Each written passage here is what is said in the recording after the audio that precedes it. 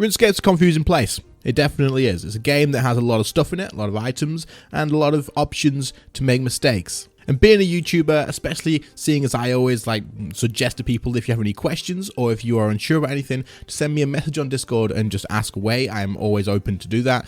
I see quite a lot of these mistakes, these things that kind of probably wasn't the best time to buy that item just yet, or maybe you shouldn't have done that thing specifically whatsoever. So what we're going to do in this video is go over 5 mistakes that I have seen people make in the past, or people have talked to me about and mentioned something that I've gone, no, please don't do that.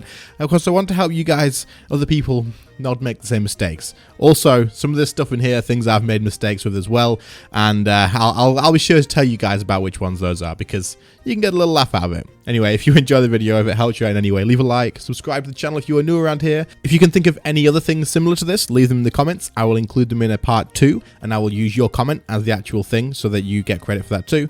But otherwise, let's get going. So there's going to be no particular order to these because it's just things that I actually thought up of and things that I was seeing quite commonly, and I've just sort of thrown them in a notepad as that's how I plan my videos, and we're going to just go from there. And I'm going to timestamp them. I will try my best. If I don't remember to timestamp, please let me know because I always forget. So if I have forgotten, tell me, I will do it. That being said, the first one that we're going to talk about is please, please, please don't buy an Armadyl battle staff for an essence of finality before having a fractured staff of Armadyl. A lot of people look at this and see that high-end PVMers using magic have an Armadyl battle staff and an essence of finality. Heck, I get asked this question all the time on stream. What's in your essence of finalities? And I'll just say, what's in my essence of finalities? I don't overthink it. I don't think maybe I'm suggesting something to someone who they shouldn't be getting just yet. And people just want to match what I've got or what other people have, right? So if you ask someone who's using a staff of Armadyl what essence of finalities they have, there is a really good chance they have a couple. They will probably have a Gothic staff because that's incredibly good for magic, which is the one that you want to get as a mage before the staff of Armadyl. Or there's a good chance they will have an Armadyl battle staff in the essence of finality as well.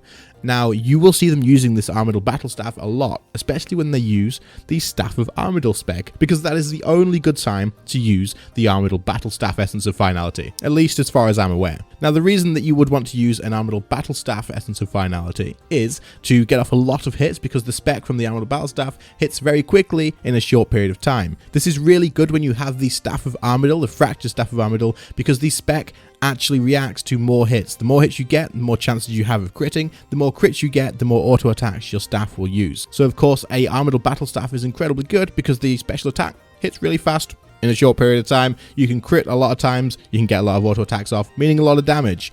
If you don't have the staff spec, this is just not worth it. The reason being is these hits aren't very high, they hit fairly low, and also using this staff spec costs 50% adrenaline every single time. 50%. You can use it twice at 100%, and you're not going to be getting that much damage out of it.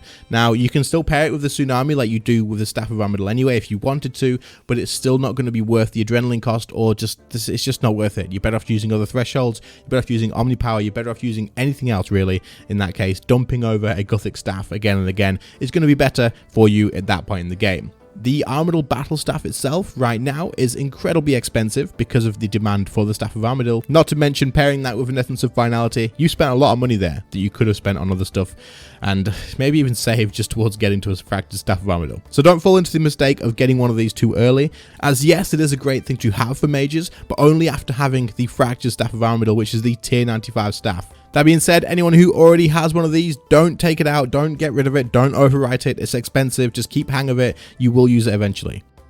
Alright, this next one is one that I made a mistake with, a lot. I made this mistake a lot when I was getting into PVM. I thought that I was being really clever, and I wasn't. And this is more common than you guys will probably think. Some of you guys listening to this are going to be like, what? People don't do that. Trust me, I did it. Other people do it all the time. And I'm going to have people in the comments saying, you are joking. How did I not know this?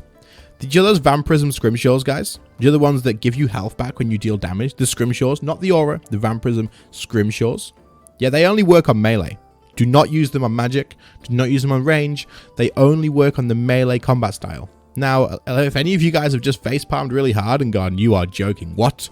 if you examine the scrimshaw, it will specifically show you that this does only work on melee. I used to use one of these at Araxi when I was learning, because I was using magic at Araxi pretty much the whole time I did it, and I thought I was being really clever, making my life easier using one of these scrimshaws. Now, these scrimshaws are expensive. You don't want to be wasting them, and anyone using them on magic or ranged, you just need to make sure you examine what that does, or just read up on what it does before you do, because they are stupidly expensive and don't do anything for magic and ranged. They only work on melee. So keep that in mind, please. If you are someone who is using these on magic or ranged, stop using it, and also don't feel bad. You're not the only person. Even if people deny it, trust me, there's a lot of people that do this because they read Vampirism Scrimshaw, heal for the damage you deal. What? That's great.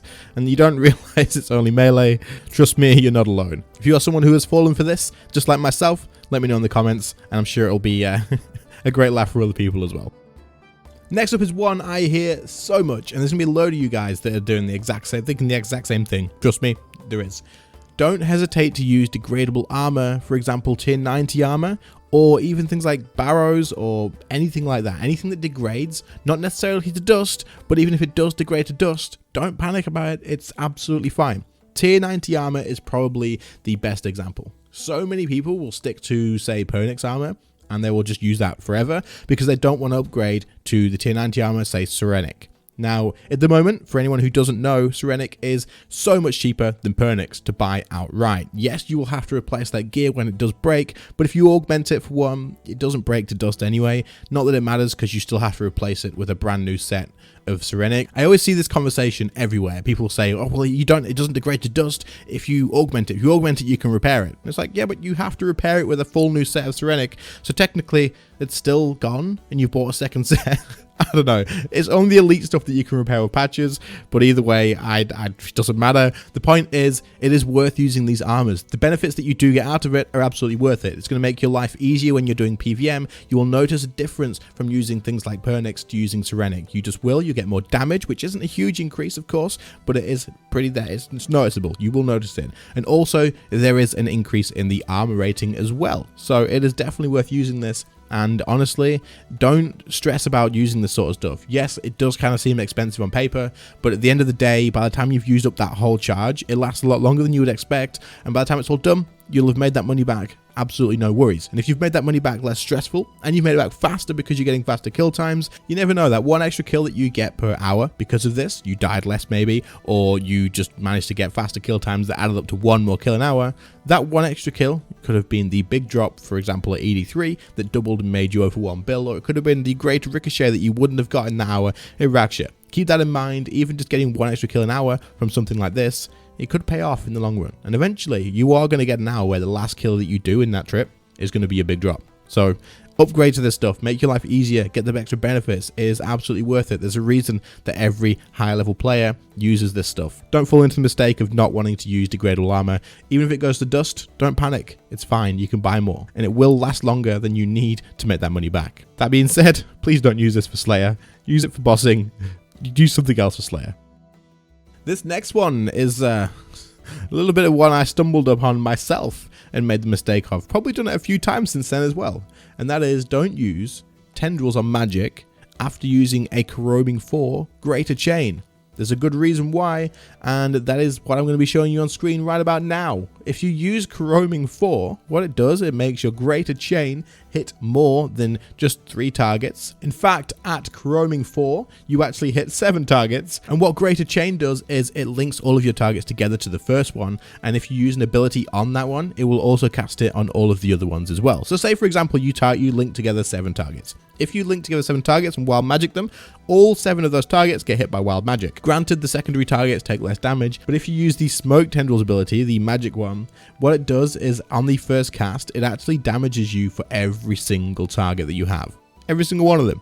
You can insta-kill yourself with this. It does a lot of damage. Be careful on using this and then misclicking that. It's kind of like setting a nuke off underneath your feet. It's not a good idea. It can definitely kill you off very quickly, and then you can have a pricey death cost. Definitely not what you want to see. This next one is a thing I see happen a lot to newer players, and it's something that I wanted to address because it's something that you don't want to get caught up in, and that is going to be, don't get carried away with only money making early on. Yes, at some point you're going to have to make some money to increase your levels and stuff. You're going to need it to get a little bit of extra gear. Don't get carried away and don't spend your life doing things that make 1 million, 2 million GP an hour. Because if you just focus on upgrading your account, this means even just doing mining, doing woodcutting, doing fishing, anything along that lines, leveling up your combat, doing your slayer, all these things, anything that increases your levels itself, whether it makes a little bit of money, is absolutely worth doing. Focus on leveling up your actual account first, getting your skills up, doing key quests for unlocks, for example, the Desert Treasure quest for Ancient Magics, the Temple at Sentistan quest for Ancient Curses, which is a new prayer book, then even working towards doing Plague's End quest, which is going to unlock a new skilling city for you, Prifdanis. It's going to be great. Trust me, you want to get there, you want to get these unlocks, you want to work on all this other stuff. These are going to be a hell of a lot more beneficial to you eventually than compared to just standing around at the Grand Exchange, cutting granite for 20 hours, then going, yes, I've got myself 50 mil, this is great. What are you going to do with that 50 mil if you can't have any content unlocked? Trust me, don't just get carried away with making money. You want to unlock the game, you want to play the game, you want to do your quest, you want to level up your character, especially since once you've done all that and you've leveled up your character, you won't be making 1 or 2 mil an hour. You'll be making 5 mil an hour, then 10 mil an hour, and then 20 mil an hour, and then once you get into endgame content, 20 to 30 mil an hour, 40 to 50 mil an hour, and even if you're great at the game, better than me by far, you can make over 100 million GP an hour. This is the sort of thing you want to be working towards. Don't stick yourself in the Grand Exchange for 100 hours, please, cutting granite. You could definitely do that. I wouldn't suggest it. It'll get boring very quickly, and you won't get anywhere, because at the end of it, what you're going to do? Spend that money on gear you can't equip? Focus on leveling up your account first. You'll save yourself time in the long run, and you'll enjoy the game a lot more. That being said, I do understand you need to make money at some point. You're going to have to do it, especially if you want to pay for bonds of your membership. That being said as well, I'll link down in the description a video that if you want to pay your bonds of membership, once you already have membership at least once, you can upkeep that and you don't have to really do any other effort. I'll link it down below. Check it out if you're interested. Other than that, guys, that is going to be our last one for this video. Okay, so that is all 5 of the things that I would suggest you don't do in RuneScape 3. That is part 1. I'm sure there'll be another part to this little video series mini thing that I've just sort of come up with. But if you guys are interested in hearing part 2, leave some stuff down in the comments below that you would suggest me covering as well. I will use your comments like I said. Also, if you did enjoy this video, leave a like, leave me a comment to let me know, and subscribe to the channel if you are new around here too. I do try to post almost every day and then also stream most days as well. So for any of you guys who haven't caught a stream yet, keep an eye out for it and I hope to see you there. Otherwise, guys, thank you all so much for watching. I hope you enjoyed. I hope that it was helpful. I really do appreciate it. Channel members, thank you so freaking much for the extra support. Your names will be on screen right now, of course. It's incredible. I really do appreciate it. You guys help out a hell of a lot. Other than that, thank you everybody else for watching as well. I appreciate all you guys too, and I'll see you all in the next one. See you later, guys. Bye.